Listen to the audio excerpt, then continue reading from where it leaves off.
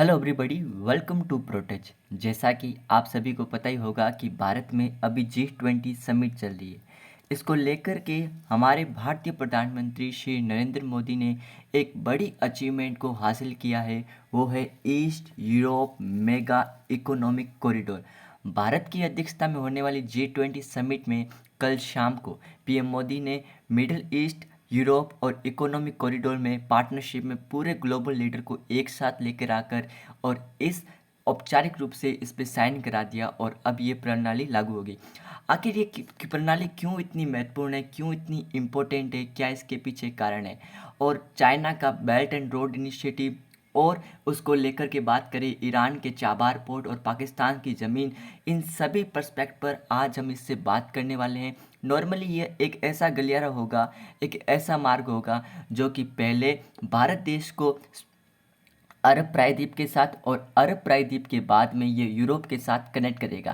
तो पर इसमें ईरान का चाबार पोर्ट और चाइना का rail belt and road initiative क्या है वो जानते प्रयास करते हैं।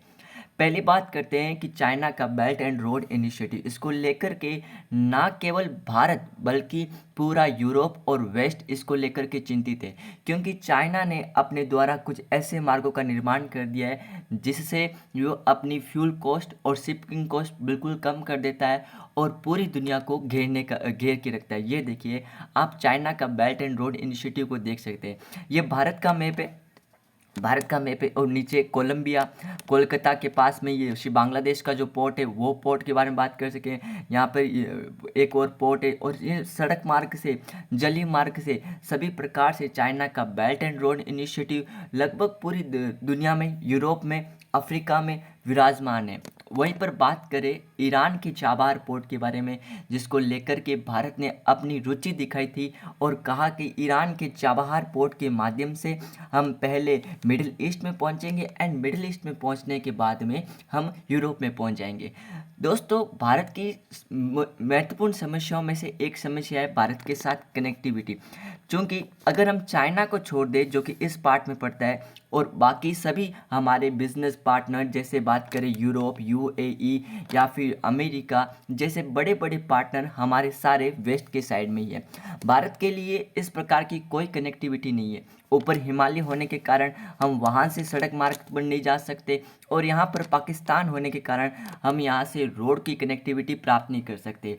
हमारी गवर्नमेंट ने 1990 में पाकिस्तान के साथ ऐसे कुछ परियोजनाओं पर काम करने का प्रयास किया जिससे पाकिस्तान हमें रोड मार्ग प्रदान करे, जिससे हम मिडिल ईस्ट की तरफ और मिडिल ईस्ट से हम तुर्की के रास्ते से यूरोप तक पहुंच सके। लेकिन ये परियोजना ज़्यादातर सफल नहीं हो सकी। फिर नरेंद्र मोदी जी की गवर्नमेंट में चाबार पोर्ट का विकास किया गया और चाबार पोर्ट के माध्यम से अफगानिस्तान के रास्ते से मिडिल ईस्ट और यूरोप में पहुंचने का प्रयास किया गया था। लेकिन चाबहार पोर्ट में भी एक दिक्कत आई। चाबहार पोर्ट क्योंकि ईरान का वेस्ट के साथ बहुत अच्छा संबंध नहीं है, इसलिए केवल हम चाबहार पोर्ट को ही विकसित कर पाए। चाबहार पोर्ट के बाद में जो रास्ता, जो सड़क मार्ग हमें चाहिए था, जो रेल मार्ग चाहिए था, उसकी फंडिंग के लिए यूरोपियन देश को एक साथ लाना था, वहीं पर ही वेस्ट को साथ लाना था। तो ईरान के साथ यूएसए के संबंध अच्छे नहीं है और ना ही वेस्ट के संबंध अच्छे हैं, जिसके कारण चाबहार पोर्ट का जो रणनीति का मार्ग था वो भी पूर्ण तरह से फेल हो चुका था। अब भारत को चाहिए एक ऐसा मार्ग जिसके कारण भारत अपना 50% से भी ज़्यादा व्यापार और अपने सारे दोस्त लगभग यूएई, यूएसए, यूरोप जिनके साथ व्यापार कर सकता है, इन पर व्यापार कर सके। और इसी के लिए एक मेजर चेंज साबित हुआ है आज का हमारा यह प्रोजेक्ट। नरेंद्र मोदी जी गवर्नमेंट में द्वारा किया गया India middle east European mega economic corridor, ये भारत को विभिन्न तरीके से फ़ायदा पहुंचाएगा। पहले हम बात करते हैं इसमें कौन कौन से देश शामिल होने वाले हैं। इसमें देश के शामिल होने वाले बात करें यूएई, सऊदी अरेबिया, यूरोपियन संघ, फ्रांस, इटली, जर्मनी और अमेरिका भी शामिल है। तथा हम इस वीडियो में ये भी बात करेंगे कि इस मेगा प्रोजेक्ट को लेकर के फंडिंग कहाँ से आएगी और भारत में क्या सिर्फ इसमें व्यापार ही होगा और कुछ नहीं होगा। व्यापार होगा तो कौन से मार्ग से, शिपिंग मार्ग से, रेल मार्ग से, हवाई मार्ग से, कौन से मार्ग को बेहतर तैयार किया जाएगा, कौन से मार्ग को बेहतर तैयार किया जाएगा एंड आगे क्या क्या है अभी बात करते हैं हम इस पे।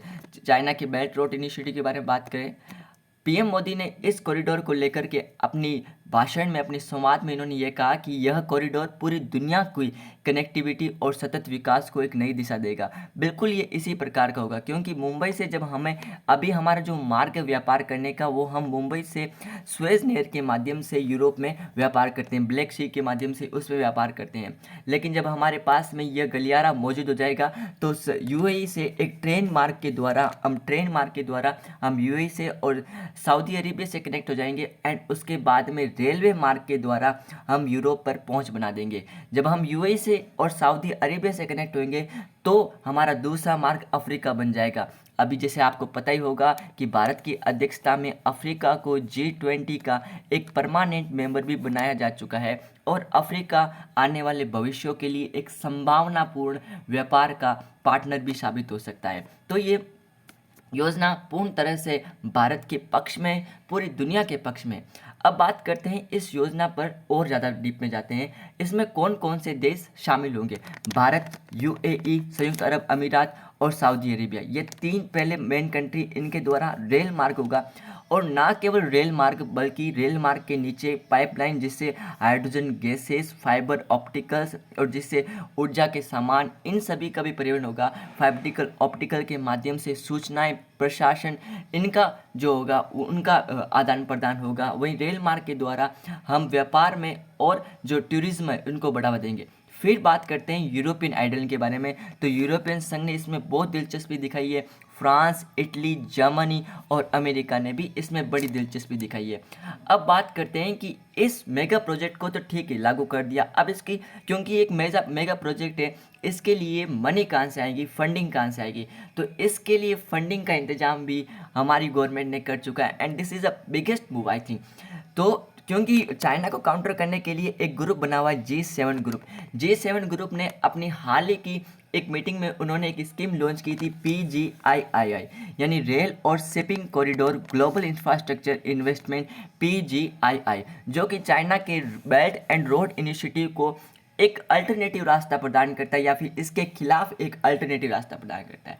तो PGII ने अब इस मार्ग पर इन्वेस्टमेंट कर दिया है, और आप कह सकते हैं कि ये चाइना के बेल्ट एंड रोड इनिशिएटिव का विरोधी है, और उसका खिलाफ काउंटर करने के लिए एक ये योजना है।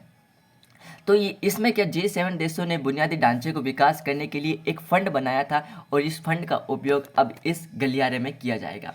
PGI को चीन बेल्ट रोड इनिशिएटिव का प्रतिकार भी माना जा सकता है, बिल्कुल माना जा सकता है। एंड बात करें तो इस गलियारे में अब क्या क्या होने वाला है। पहले तो हमारे से ट्रेन मार्ग के द्वारा यूएई के साथ कनेक्टिविटी होगी, एंड उस ट्रेन मार्ग के साथ साथ बिजली केबल भी, हाइड्रोजन पाइपलाइन भी, और एक हाई स्पीड डेटा केबल भी शामिल होगी। चूँकि ये एक मेगा प्रोजेक्ट है, तो आशा की जा सकती है यूएई के बाद में भी रेल प्रोजेक्ट, रेलवे लाइन्स की अपार संभावना है, और रेलवे लाइन के द्वारा हाइड्रोजन गैसेस, फाइबर ऑप्टिकल्स, इन सभी को एक समावेशी विकास की तरफ ले जाने का प्रयास किया जा चुका है। बात करते हैं आर्थिक कॉरिडोर में, तो इसमें यह कैसे इंपॉर्टेंट होगा। आप एक आंकड़ा ये देख लीजिए कि यह भारत के व्यापार को लगभग 40% से ज़्यादा बूस्ट कर देगा। इसमें 40% की ग्रोथ ला देगा भारत के व्यापार के साथ में। आज का हमारा सेशन यहीं पर ही कंप्लीट होता है। Thank you. आशा करता हूँ ये वीडियो आपके लिए बेनिफिशियल होगा। प्लीज़ सब्सक्राइब प्रोटच अगर आपको ये वीडियो अच्छा लगा, एंड शेयर दिस वीडियो, ताकि ऐसे ही इन्फॉर्मेटिव वीडियोस आपके लिए पहुंच सके। Subscribe Protech, and thank you so much. धन्यवाद।